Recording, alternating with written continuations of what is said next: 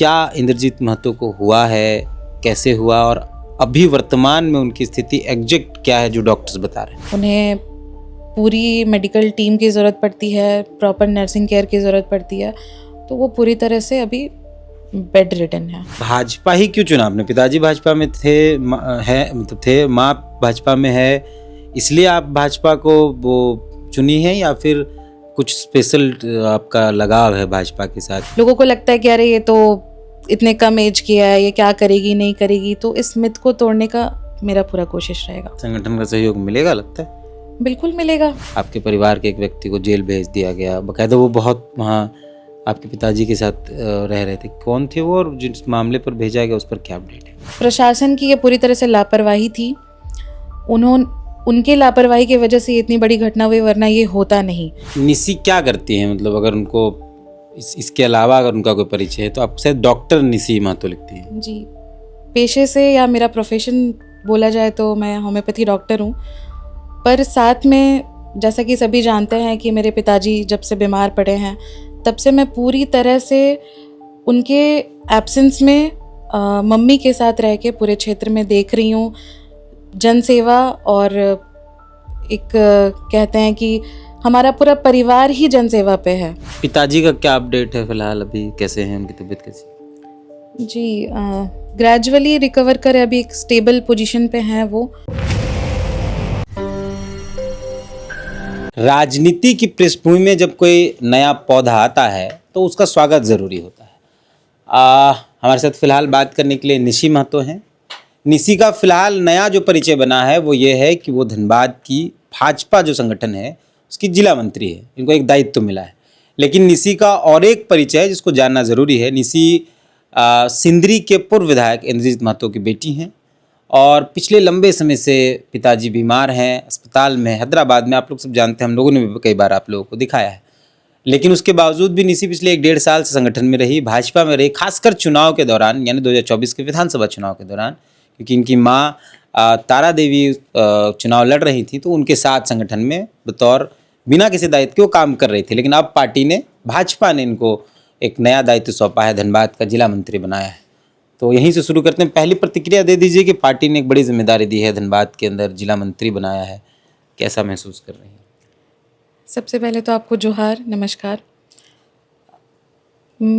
भले ही पार्टी में ये दायित्व मेरे लिए नया है, पर पार्टी मेरे लिए नया नहीं है। बचपन से ही मैं पार्टी को और हमेशा से मतलब मैं देखते आ रही हूँ, पिताजी को देखते आ रही हूँ, फिर माँ को देखी, तो मुझे पार्टी ने जो ये दायित्व दिया है, मुझ पे भरोसा जताया है, तो सबसे पहले मैं इसके लिए जितने भी हमारे शीर्ष के नेतृत्व के जितने भी पदाधिकारी हैं और वरिष्ठ जन हैं, उन सभी को मैं सबसे पहले धन्यवाद कहना चाहती हूँ, आभार प्रकट करना चाहती हूँ कि इस इतने कम समय में और इतनी कम उम्र में मुझे इतना बड़ा दायित्व दिया, मुझ पे इतना भरोसा जताया, और मेरी पूरी कोशिश रहेगी कि मैं उनके भरोसे पे खरी उतरूँ। निशी क्या करती हैं, मतलब अगर उनको इसके अलावा अगर उनका कोई परिचय है तो आप शायद डॉक्टर निशी महतो लिखती हैं? जी, पेशे से या मेरा प्रोफेशन बोला जाए तो मैं होम्योपैथी डॉक्टर हूँ, पर साथ में जैसा कि सभी जानते हैं कि मेरे पिताजी जब से बीमार पड़े हैं तब से मैं पूरी तरह से उनके एब्सेंस में मम्मी के साथ रह के पूरे क्षेत्र में देख रही हूँ जनसेवा। और एक कहते हैं कि हमारा पूरा परिवार ही जनसेवा पे है। हमारी दिनचर्या ही स्टार्ट होती है उसी पे कि हमें लोगों के लिए काम करना है, जनता के लिए काम करना है।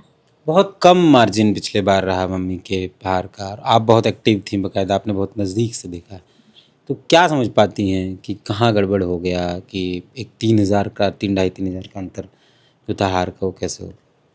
देखिए, जनता का साथ तो पूरा था।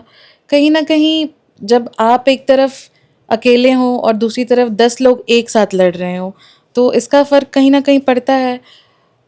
हो सकता है कि कहीं चूक हो गई हमसे भी, कुछ उसी पे हम लोग काम कर रहे हैं कि आगे जो भी गलतियां हुई उन सबको समझते हुए कैसे जनता के भरोसे को फिर से लौट अपने पास लेकर आना है।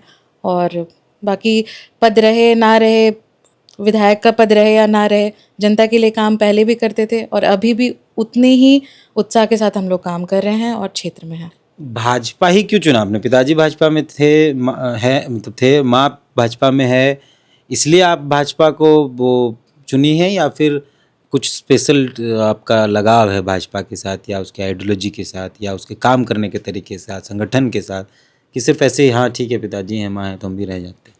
नहीं नहीं, ऐसा नहीं है कि पिताजी हैं। देखा जाए तो ये आइडियोलॉजी बचपन से ही मेरे साथ है। और भाजपा की जो सबसे अच्छी चीज़ मुझे लगती है कि वो एक बहुत संगठनात्मक तरीके से काम करती है। मतलब ऐसा नहीं है कि कोई एक इंडिविजुअल है जो पूरे पार्टी को चला रहे हैं, या कोई एक परिवार है जो पार्टी को चला रहा है, ऐसा नहीं है। यहाँ पे है कि आप जैसा काम करते हैं पार्टी आपको वैसा दायित्व देती है। तो वो एक चीज़ अच्छा लगता है कि बोलते हैं ना कि यूनिटी के साथ काम करना, तो वो चीज़ मुझे बहुत अट्रैक्ट करती है पार्टी की। इसलिए आप भाजपा में। जी। तो अब जो जिम्मेदारी मिली है उसका निर्वहन कैसे करेंगे? बड़ी जिम्मेदारी है, मंत्री बनाया गया है भाजपा के अंदर, संगठन में, धनबाद में। बिल्कुल, जैसा मैंने बचपन से अपने पिताजी को देखकर सीखा है कि जनता के बीच रहकर ही काम किया जा सकता है। तो बिल्कुल मैं पूरी तरह से अब क्षेत्र में पहले भी एक्टिव थी, अब और ज़्यादा होंगी। ज़्यादा से ज़्यादा लोगों तक एक भारतीय जनता पार्टी को भी एक-एक घर तक पहुंचाने का काम हम लोग मिलकर करेंगे। और जो भी जैसे समस्याएं होती हैं, जैसे बहुत सारे ऐसे बहुत कुछ है जिनका नॉलेज हमारा ग्रामीण इलाका पड़ता है। गांव के लोगों को पता ही नहीं है कि किस तरह से आप मतलब आपका हक क्या है, अधिकार क्या है, ये भी उनको नहीं पता। तो मेरी कोशिश पूरी रहेगी बाकी युवाओं से मिलकर एक युवा थोड़े भागते हैं, राजनीति से भागते हैं, उन्हें लगता है कि पता नहीं उन्हें पहचान मिलेगा नहीं मिलेगा, तो उन तक भी पहुंचना है कि कैसे उन्हें भी संगठन में जोड़ूं और लेकर आऊं। आपको मेन मोर्चा मिला है, युवा मोर्चा मिला है, कोई विंग मिला है, या मेन मोर्चा मिला है? मेन मोर्चा मिला है मुझे। मेन मोर्चा में तो बहुत बुजुर्ग टाइप के लोग होते हैं, दोनों भी आप बहुत यूथ हैं, 30-32 साल उम्र है आपकी, और वहाँ कम से कम 50 पार लोग होंगे। तो सामंजस्य स्थापित करने में नहीं लगेगा बहुत आपको तकलीफ, मतलब थोड़ा परेशानी झेलना पड़ेगा, या हो जाएगा, गार्जियन लोग हैं मान जाएंगे? नहीं, ऐसा नहीं है। बात यहाँ पे होती कि मुझे लगता है कि पार्टी सोच को देखती है, शायद उम्र को। भले ये है कि एक्सपीरियंस मायने रखता है, लेकिन अगर आप किसी अच्छे सोच के साथ आगे आए तो वो हर कोई एक्सेप्ट करते हैं। और इसी मिथ को मैं तोड़ना चाहती हूँ कि लोगों को लगता है कि अरे ये तो इतने कम एज की है, ये क्या करेगी नहीं करेगी। तो इस मिथ को तोड़ने का मेरा पूरा कोशिश रहेगा। संगठन का सहयोग मिलेगा लगता है? बिल्कुल मिलेगा। संगठन तो चलती है, हमारी पार्टी तो उसी विचारधारा पे ही चलती है कि सबको लेके सबको मिलके काम करना है। तो रांची आए थे, यहाँ के कुछ शीर्ष नेताओं से मिले? जी, मैं अभी मिली हूँ। हमारे माननीय रक्षा राज्य मंत्री संजय सेठ जी से मिली, और अभी फिर पार्टी ऑफिस में सबसे मिलना है। और पिताजी का क्या अपडेट है फिलहाल, अभी कैसे हैं, उनकी तबीयत कैसी? जी, ग्रेजुअली रिकवर कर अभी एक स्टेबल पोजीशन पे हैं वो। और काफ़ी टाइम हो गया उनको रहे हुए बाहर, काफ़ी टाइम वो अपने क्षेत्र से भी दूर रहे हैं। हमारी भी मजबूरियाँ थी कि किसी मतलब हमारे क्षेत्र में वैसा हॉस्पिटल नहीं था जिस पे हम लोग उनको रख सके। तो अब है कि हमारी कोशिश है कि उन्हें अपने जनता के बीच अपने क्षेत्र में लेकर आऊँ। तो वो मतलब वो झारखंड वापस आ रहे हैं? जी, उनको हम लोग लेके आ रहे हैं। हमारी शिफ्टिंग की पूरी प्लानिंग हो गई है, तो अब झारखंड शिफ्ट कर रहा हूँ। हॉस्पिटल ही रहेंगे लेकिन? जी, हाँ, उनका कंडीशन अभी ऐसा है कि हम लोग घर पे नहीं रख सकते उनको। एक स्टेबल पोजीशन पे है कि एक proper medical care, nursing care के साथ उन्हें हॉस्पिटल में रखा जा सकता है। अभी तक तो लेकिन जो मीडिया रिपोर्ट्स हैं, या जो भी हम लोगों ने नेताओं से सुना है कि उनको क्या हुआ, आप क्योंकि आप उनकी बेटी हैं, आप शुरू से पूरे उनके साथ जो हुआ वो देख रही हैं, एक बार ये जानकारी दे दें कि क्या इंद्रजीत महतो को हुआ है, कैसे हुआ, और अभी वर्तमान में उनकी स्थिति एग्जैक्ट क्या है जो डॉक्टर्स बता रहे हैं? कोरोना काल में कोविड का सेकेंड वेव में वो बीमार पड़े थे। उस ट्रीटमेंट के दौरान ही उनका बीपी फॉल हो गया, जिसकी वजह से उनको एक कहते कि उनके ब्रेन में ऑक्सीजन नहीं पहुंचा कुछ देर के लिए, जिसकी वजह से उनका ब्रेन का कुछ हिस्सा डैमेज हुआ। अब ब्रेन का जो इशू होता है या न्यूरो का जो भी कंडीशन होता है, उसमें डॉक्टर्स कोई टाइम नहीं बता सकते, या फिर वो एक एग्जैक्ट कंडीशन भी नहीं बता सकते कि ठीक होना है या नहीं होना है। फ़िलहाल वो मेडिकली और किसी भी ऑर्गन में उनको कोई प्रॉब्लम नहीं है, वो एक स्टेबल कंडीशन में है। पर उनका जो ब्रेन का कुछ हिस्सा जो डैमेज हुआ, उसके वजह से पूरी तरह से वो बेड रिडन है। मतलब वो पूरी तरह से बिस्तर पे हैं। उन्हें पूरी मेडिकल टीम की ज़रूरत पड़ती है, प्रॉपर नर्सिंग केयर की ज़रूरत पड़ती है। तो वो पूरी तरह से अभी बेड रिडन है। तो आप लोग यहाँ उनको बाकायदा हॉस्पिटल में ही रखेंगे? जी, उनको हॉस्पिटल में रखना। फिलहाल जो धनबाद में हुआ आपके बलियापुर के इलाके में, आपके परिवार के एक व्यक्ति को जेल भेज दिया गया, बाकायदा वो बहुत वहाँ आपके पिताजी के साथ रह रहे थे, कौन थे वो और जिस मामले पर भेजा गया उस पर क्या अपडेट है? जी, वो विधायक जी के भतीजे हैं, मेरे भाई लगते हैं। अभी जो भी ये रामनवमी वाली हिंसा हुई, झड़प हुई, पथराव हुए, दोनों तरफ से प्रशासन की ये पूरी तरह से लापरवाही थी।